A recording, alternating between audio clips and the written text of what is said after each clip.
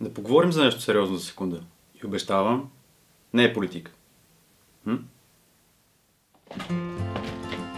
Това може да ви изненада, но е факт, че в България, както и в повечето страни по света, не съществува официална статистика за хората без дом. Това са хората в твоя квартал, хората на светофара, в подлеза, по кофите и всички останали, за които ежедневието, понякога и ние самите оставаме слепи.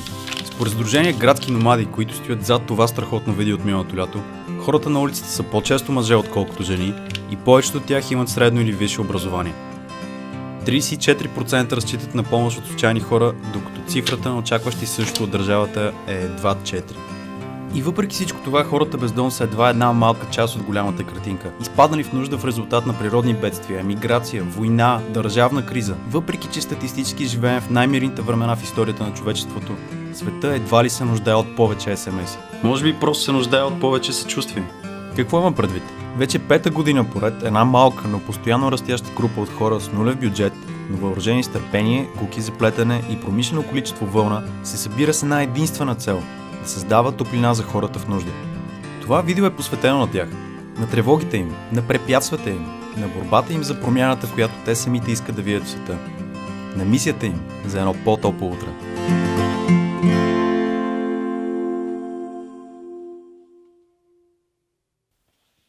А какво всъщност е мисия Топлина?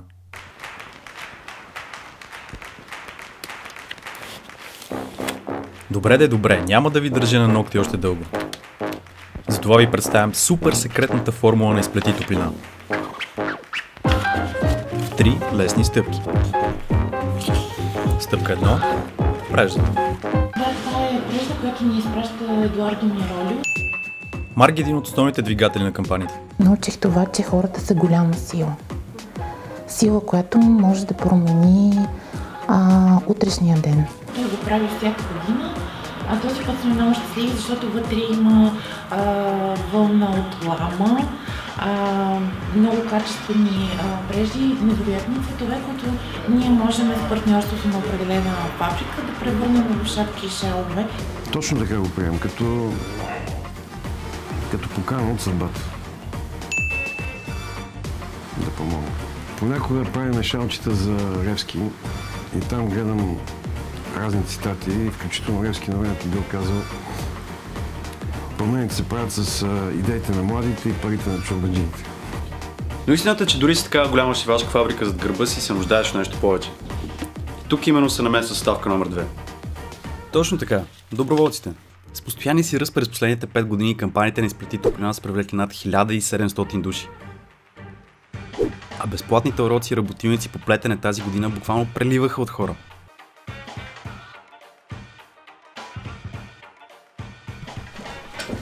Да, май забравих да кажа. Събитията на Изплети Топлина са място, където ще се научиш да плетеш напълно безплатно. Пускайте монтажа с плетенето.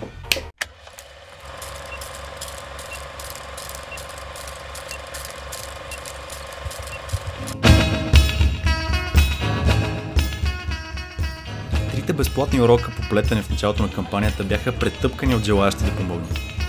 Мъже, жени, дори деца. Може да помогнеш винаги. И наистина от теб се изискват усилия, понякога е трудно да се научиш да плетеш. Виждали сме го редица пъти на безплатните уроци, които правим за хората, които желаят да се научат да плетат.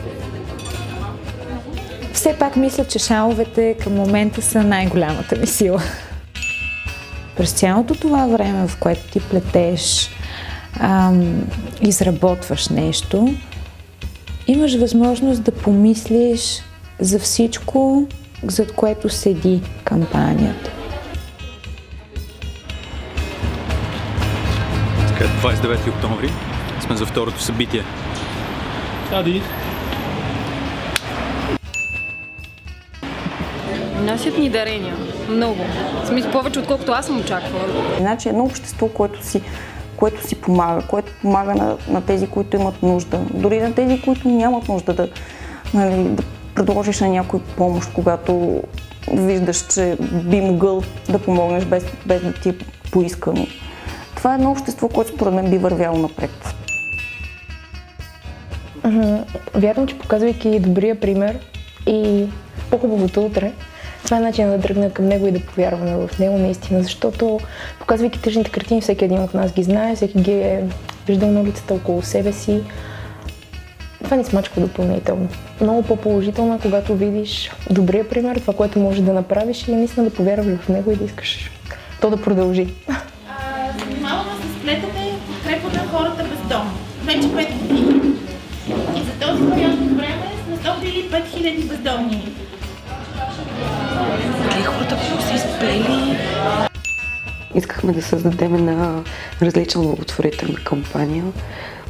Искахме тя наистина да послужи за пример. Искахме Изплети топлина да бъде модел, който много други хора да могат да вземат и да го осъществят за групата от хора, която за тях е важна, или по начина, по който те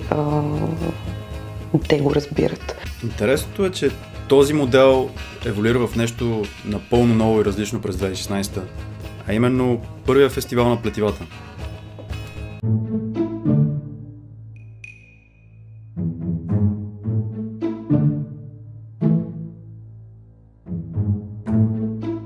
Как по дявола ти се озовахме тук? Σε μένα το λες. Θα μπορούσα τώρα να μαράζω σε μια παραλία και να παίρνω τον καφέ μου.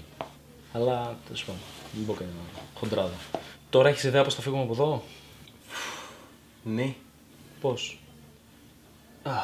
Как беше не на гръцки? Όχι ρε μαλάκα, πες όχι. Όχι means ναι στα βουλγάρικα. Μαλάκα.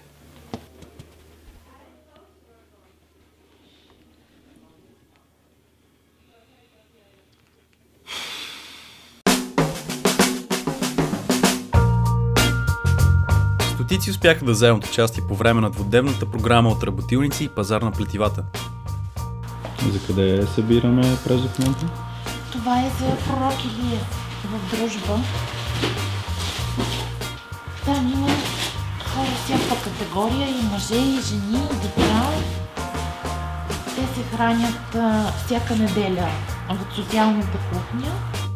Само в неделя работи, независимо какъв ден. Коледа, Нова година, те винаги в неделя работи. И всичко това се случваше само в София. Като глобална кампания Изплети топлина има отдадени плетачи из цялата страна, на места, които никога не бихте си помислили.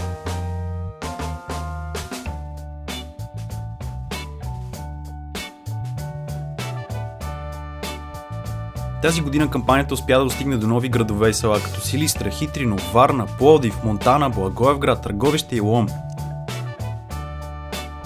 И докато навън се борехме с една от най-сериозните и тежки зими в последните години, колетите изхвърчиха по-бързо, отколкото можехме да ги преброим.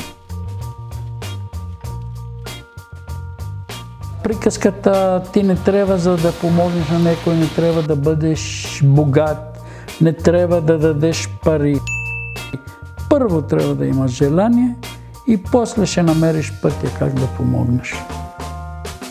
Независимо дали си на 89 или си на 9, ти можеш да направиш нещо сам, да го направиш за друг човек, да получиш благодарност, да получиш един енергиен обмен. Именно този енергиен обмен ме накара да запомня нещо, което Лили ми каза още първия ден. Няма невъзможни неща, да не знаеш. Преди обаче да ви покажа следващата част от историята, трябва да получа отговор на един много важен въпрос. Здрасти, Дани. Здрасти. Имам един важен въпрос да те питам. Имам ли разрешение да ползвам кадрите от Вяра от Нишки? Разбира се, филма Вяра от Нишки е направен с цел да помогне на кампанията, само и единствено. Така че няма никакъв проблем. Надявам се, че отново ще бъде в помощ на поредното издание на кампанията. Супер! Докато обяснявах на Дани за идеите ми за това видео, го помолих да ми сподели за някои негови любими моменти от преди 2 години. Със сигурност беше интересно, когато бяхме в затвора. Там интервюрахме 3-4 от дамите, които участват в кампанията през 2012-2013. Днес е много важен и вълнуващ ден за мен и за целия екип на Изплети топлина, защото се намираме в град Сливен, в затвора и сме дошли да изкажем своята огромна благодарност на жените, които се намират в него.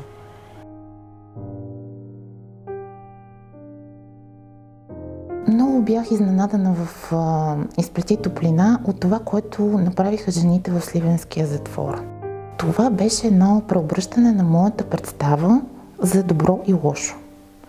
За това как човек, който на пръв поглед обществото осъжда заради постъпките му, може да направи един такъв жест към друг човек, който да преобърне коренно представата за него в очите на останалите хора.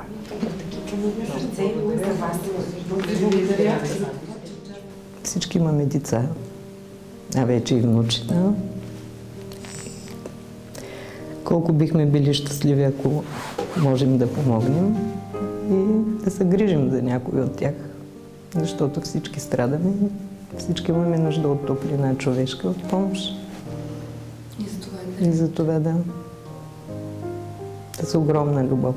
Ако знаеш, че правиш нещо за някой, който има нужда, то тогава любовта е голяма. Майчината обич, майчината грижа, майчината топлина.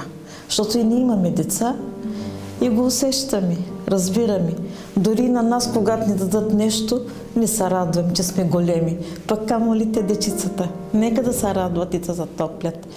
С удоволствие при тем каквото може. Най-голямото удоволствие ми донесе отварянето на кашоните, които дойдоха в момента, в който вече кампанията трябваше да бъде затворена. Буквално бях изумена от това, което получихме от двете родопски села Пчеларово и Миязухар. Помня, че беше супер студено, обаче пък имахме късмет, беше много слънчев ден. Това са две села с 3 км разлика. Едното село е българско село, а другото е турско село. Тези хора винаги са били приятели.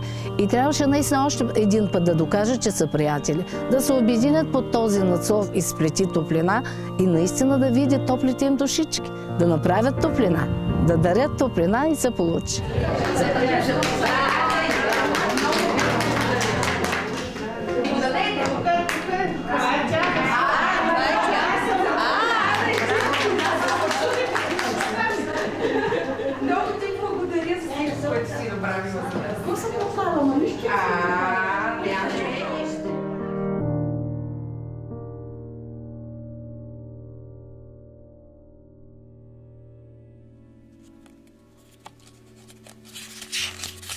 И ето, че достигнахме до последната и най-важна съставка – съчувствието.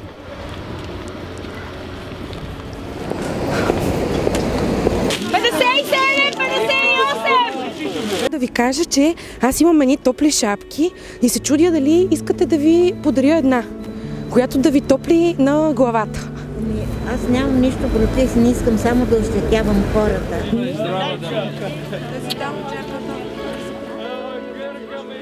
Ние го носим в себе си. Изплети топлина докосва оная човешка брънка в нас, която ни дава смелост да действаме. И смятам, че всеки е истински радостен да създава, да стопля той. С времето си, с усилията си, с идеите си. Ама то трябва да ви е плътно, да ви седи на ушите. Супер е. И ви върви на шала. Ама това е зелена. Ми върви, то зелено и червено си отива. Ние споделяме една много хубава мисъл на Виктор Франкъл, който казва, когато сте поставени в една трудна ситуация, не питайте какво живота може да направи за вас, а какво вие може да направите за живота. В края на деня въпросът не е дали е по-правилно да изплетеш нещо за някой друг или да изпратиш СМС.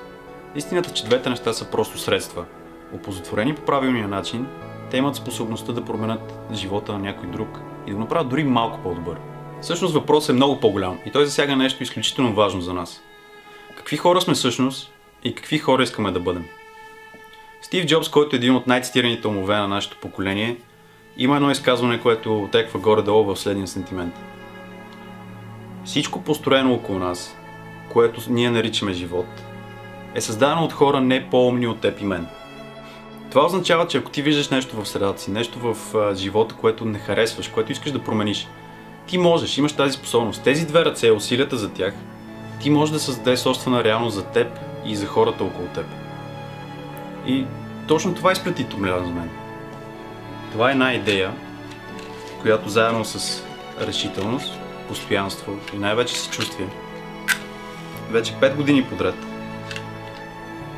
създава промяната, която иска да види в света.